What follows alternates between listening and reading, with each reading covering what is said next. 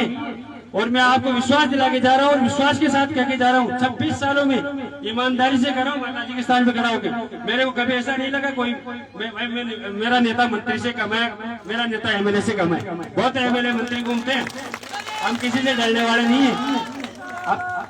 आपने बुलाया, मान सम्मान किया, इसके लिए बहुत बहुत धन्यवाद। मैं जरा आपके और नेताजी के बीच में नहीं आना चाहता, क्योंकि मेरे को पता है आप सब लोग नेताजी को सुनने आए हैं, हमारे को जबरदस्त है, मगर फिर भी मैं इनके बीच में नहीं आता हुआ। आप सबको बहुत बहुत धन्यवाद। राम राम साहब। धन्यवाद आरडीजी भाई साहब। आरडीजी भाई साहब नरेश मीणा जी के मजबूत सेनापति हैं, हमेशा दुख सुख में आरडीजी भाई साहब के साथ हमेशा खड़े रहते हैं। अब इंतजार की घड़ियां खत्म हुई, जिनके लिए आप 12 बजे से इंतजार कर रहे थे, तो मैं नरेश जी भाई साहब को संबोधन के लिए आमंत्रित करना चाहता हूं कि भाई साहब आप पधारें और इन युवा व बड़े बुजुर्गों व मातृशक्ति को संबोधन करें। आपसे इन सबको बड़ी अपेक्षाएं हैं। वही क्षेत्र पे किसी तरह की आपदा, किसी तरह का जो संकट आता है, हम सब आपसे अपेक्षा करते हैं कि उस दुख सुख में हमेशा आप हमारे साथ खड़े रहेंगे। तो एक बार गर्म जोशी से नरेश जी भाई साहब का तालियों के साथ स्वागत कीजिए साथियों। नरेश मीणा, नरेश मीणा, नरेश मीणा, हमारा नेता कैसा हो, हमारा नेता कैसा हो।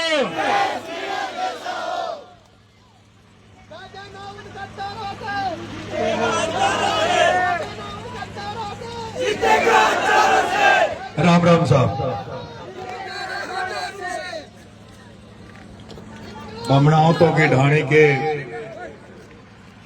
सभी पिता तुल्य बुजुर्गों, मेरी प्यारी माताओं, प्यारी बहनों, युवा साथियों, व आसपास राजकोट, कोटड़ा, सीतापुरा से आए हुए सभी युवा साथियों, पंच पटेलों, मंच पर विराजमान पटेल कालू जी। आज पहला ऐसा कार्यक्रम है जिसमें आने का जितने गाड़ियों का डीजल बढ़ा, वो डीजल के पैसे भी कालू जी पटेल जी ने साथ ही दे दिया। स्वागत तो किया ही किया, पर आने जाने का खर्चा भी साथ में पकड़ा दिया। और ऐसे ही 10-20 पटेल और मिल जाए तो ये गाड़ी ऐसी चक्री घूमती रहे, पूरे राजस्थान में घूमती रहे। आदरणीय पटेल जी, मेरे साथ में सरपंच साहब आर.डी. गुजर जी, छात्र संघ के यूनियारा कॉलेज के पूर्व अध्यक्ष भाई शिवनारायण जी, मंच पर विराजमान सभी भी अतिथिगण। आज आपके गांव में कल माता जी की मूर्ति का स्थापना है और उसके उपलक्ष्य में आज आपने जो आयोजन किया उसमें मुझे मुख्य अतिथि के रूप में बुलाया, उसके लिए मैं आपको बहुत बहुत धन्यवाद देता हूं, ज्ञापित आभार ज्ञापित करता हूं। मुझे लगता है पटेल जी 10-20 हजार की तो फूल मालाएं और मालाएं ले आए होंगे आप लोग, आपकी बेमा से या नहीं, पर आपकी बदौलत से या जो मुझे आपका आशीर्वाद मिल रहा है, सहयोग मिल रहा है, जहां कहीं भी मुझे जरूरत पड़ती है आप बिना बुलाए मेरी मदद करने चले जाते हो। और अभी मैंने 30 तारीख को देवली उनियारा में जन समस्याओं को लेकर जन आंदोलन की घोषणा करी है। बीच में पटेल जी गांव के युवा साथी मुझे निमंत्रण देने गए कि साहब आपको हमारे गांव में आना पड़ेगा। तो मैंने कहा साहब मैं फ्री नहीं हूं, कुछ तो ब्याह शादियों का समय है और कुछ अभी कार्यक्रम मैंने दे रखे हैं, मेरा नहीं बैठेगा। तो सबने कहा कि साहब हम अंता के चुनाव में भी रहे थे, कई दिन तक हमने अंता का प्रचार किया था, और जब कोई व्यक्ति मेरे से कह देता है कि साहब हम आपके अंता या देवली या छबड़ा चुनाव में जाकर प्रचार करके आए हैं, तो फिर मैं उनका निमंत्रण को ठुकरा नहीं सकता, मना नहीं कर सकता। इसलिए आपके निमंत्रण पे आपके बीच में, आपके गांव में आया हूं।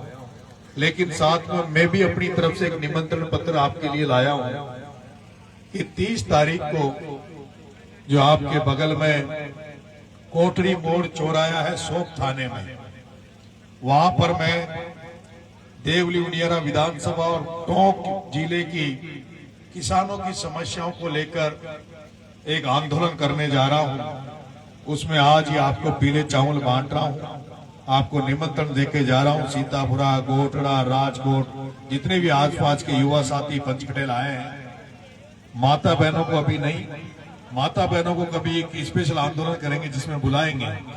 लेकिन सारे बुजुर्ग युवा साथी आप सब 30 तारीख को आप कोटड़ी मोड़ चौराहे पे जरूर पधारना।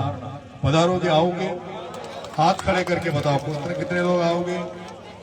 काई से आओगे? हाँ? मोटरसाइकिलों से, साधनों से आ जाओगे? बसें से लगानी पड़ेगी? पूरा सीतापुर आएगा। राजकोट के कितने हैं? राजकोट, अच्छा गोटड़ा, अच्छा, तो सारे लोग पधारना। अभी भाई सरपंच साहब आरडी ने बताया, हमारे संचालनकर्ता भाई चौथमल जी ने भी आपको बताया। और अभी मैं जब आपका डीजे चल रहा था उसमें भी लिखा हुआ था, नरेश भाई संघर्ष करो हम तुम्हारे साथ हैं। मैं जब आप लोग मुझे घोड़ी पे बिठाते हो, मालाएं पहनाते हो, स्वागत करते हो, तो मैं सहज महसूस नहीं करता।